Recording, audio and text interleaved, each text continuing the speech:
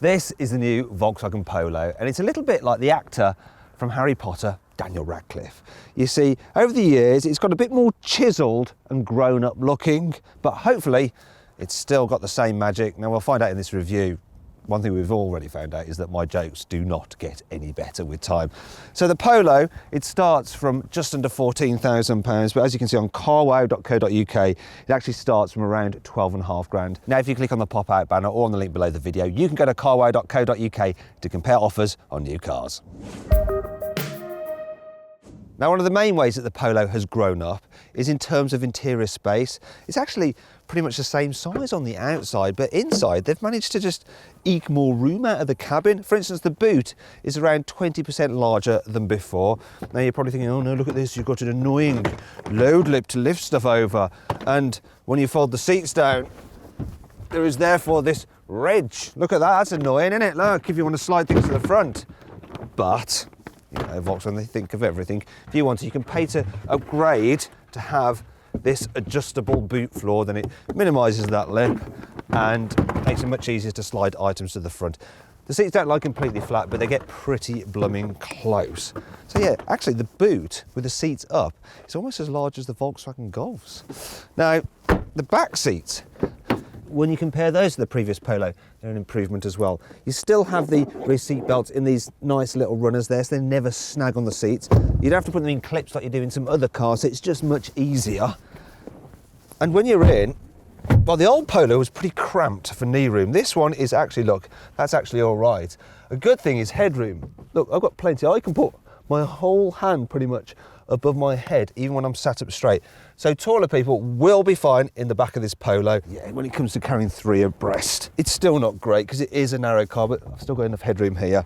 Though this lump in the floor is a bit of a pain to get your leg over. Now, if you want more detail on this car's practicality, such as what it's like with 3 people in the back of it, how easy it is to fit a child seat, and just how much stuff you can cram into the boot, watch our detailed practicality video. Look at this though, door bins in the back can hold a large bottle of water. In the front, it's a similar story. So you've got plenty of practicality here as well. Look at this, the door bins in the front are actually even bigger. Look, although for some reason I'm illustrating that with a slightly smaller bottle. Go figure. There's other practical items around the place. The glove box is a good size here. You have a big cubby there where you can put your phone. This one's actually got wireless charging for a mobile phone, and you've got a couple of USB ports. Now, this particular car is the SEL model, so it's got quite a lot of kit on it. You also get the Discover Pro satellite navigation as well, which is a pretty nice system, and it has things like traffic alerts and stuff like that. Now, this particular car that I'm in here also has the automatic gearbox, and it has the 1 litre turbocharged petrol engine, and the list price is around £19,500, but I plugged this car's details into CarWow, and it came back with an offer of £17,500, which is much better value. But still, I wouldn't have this particular car. I wouldn't have the automatic gearbox. I'd save some money, get the manual, and I wouldn't have this SEL.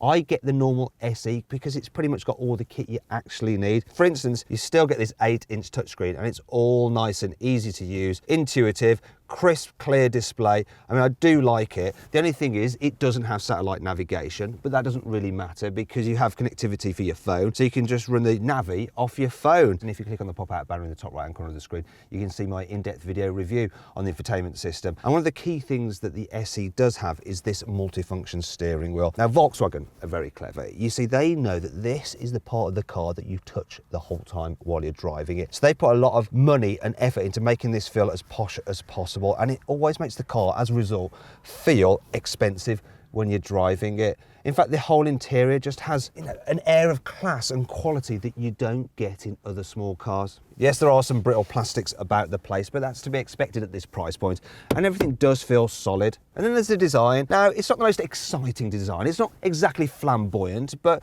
if you're spending a lot of time in a car, you don't necessarily want it to be flamboyant. You know, it's functional, it looks smart, and you can change the colour of this bit of dash trim there if you wanted to liven it up a little bit. Now then, it's time for the CarWow 5 annoying things about this car.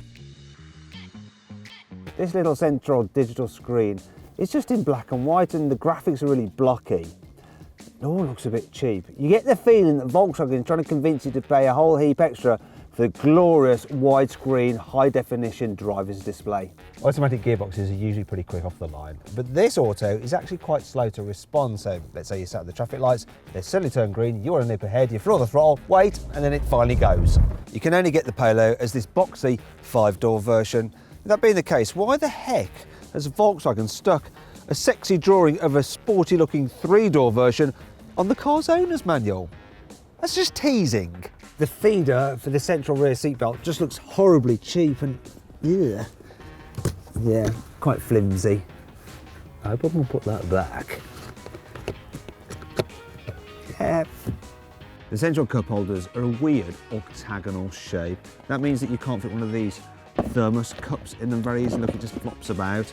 Also, there's no specific gap in between the two cup holders for the smaller energy drink, so you have to put it in there and it flops around. It appears that Volkswagen has dropped the ball on this one. Thankfully, this car has plenty of cool features, which helps make up for all this. Here's 5. All Volkswagen Polos come with auto emergency braking, with pedestrian detection as standard. It also scored higher than any other car of its size for adult occupant protection in the Euro NCAP crash tests. The little weights, which keep the string taut for the parcel shelf, are made of rubber and they have these little fins on them so that if they hit the side of the car, they don't really make a noise.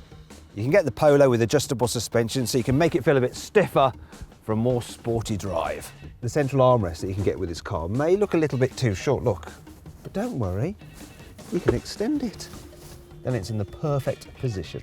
Full LED headlights are available, and as you're about to see, they are super bright. Now it's time to hit the road to see what this car is like to drive. The Polo is the consummate all-round small car because it just does everything it needs to very, very well. So it's simple to drive in town. Controls are all very light, visibility is good. I mean, this isn't too much of a blind spot. The seating position is perfect. You've got a decent view at the back window. There's even a large little window at the back, so there's not too much of a blind spot there.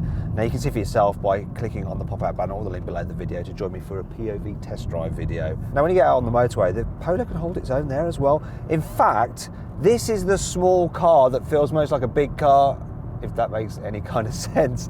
So it's quiet, it's comfy, it's really good actually over bumps for a small car. I think it's about as good as a small car can get over bumps. And you can just sit back and relax in the comfy seats and let the engine do the work. And the engines are quite smooth when you're cruising. So don't get the entry-level 1 litre engines because they're just slow. You want one of the turbo 1 litres and they give decent performance. And this is the 125 horsepower version and it's supposed to do, well, 0 to 60 in under 10 seconds and return around 59 miles per gallon, and I'm averaging 46, which it's all right, I guess.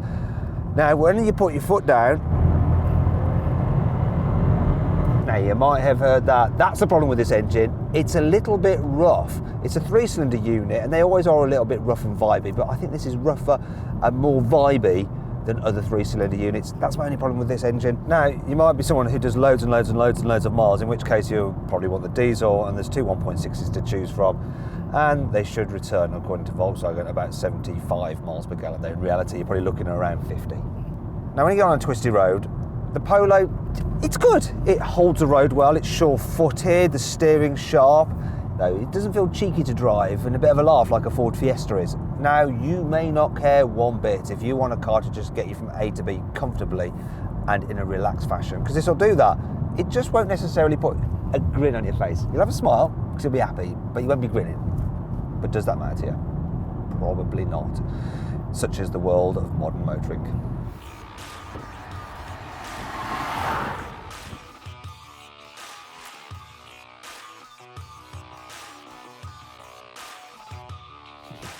Now, if you want to find out more information on the Volkswagen Polo and to see how much you can save on one, or any new car for that matter, click the link below the video or on the pop-out banner in the top right-hand corner of the screen to go to carwow.co.uk. So then, what's my overall verdict on this car? Should you avoid it? Should you consider it? Should you shortlist it? Or should you just go right ahead and buy it? Well, I think you should just go right ahead and buy the Volkswagen Polo. It is the best small car you can buy. If you enjoyed this video, please like it and share it. Click on our logo to subscribe to this channel, on the video window for more content, and on the deals box to go to carwow.com to see how much you can save on a new car.